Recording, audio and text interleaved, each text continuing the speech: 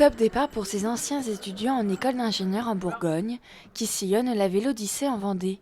Diplômés il y a 10 ans, l'occasion pour cette promotion de 60 personnes de se retrouver en mélangeant le tourisme et le sport. C'est une autre façon de voir, de profiter du paysage. On est vraiment en pleine nature et le fait d'être avec les copains aussi, c'est une bonne formule pour pouvoir être ensemble. Avoir la capacité de s'arrêter là où on veut, quand on veut, et profiter d'opportunités auxquelles on n'aurait pas pensé. Sinon, l'objectif principal, c'est pas le sport, c'est plus la balade et la découverte. En recherche de dépaysement et d'aventure, le cyclotourisme est une évidence pour les organisateurs, d'allier le challenge avec 180 km de vélo, mais aussi la découverte du patrimoine vendéen sous une forme d'écotourisme. On hésitait entre plusieurs portions de la Vélodyssée et la Vendée semblait assez accessible. Ça faisait partie aussi un peu de la réflexion, c'était qu'on a mûri, on a changé, le monde change rapidement et le voyage à vélo c'est aussi une belle occasion d'intégrer les gens à un nouveau mode de voyage.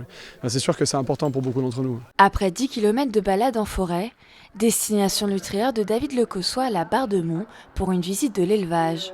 Après l'effort vient le réconfort, place à la dégustation des produits du terroir. On a fait 60 km avant de venir faire la visite des huîtres, donc ça a bien fait, le timing était serré mais on l'a respecté, donc c'était cool. Ouais. C'est intéressant de voir comment c'est élevé, de voir toute la manutention qu'il y a derrière.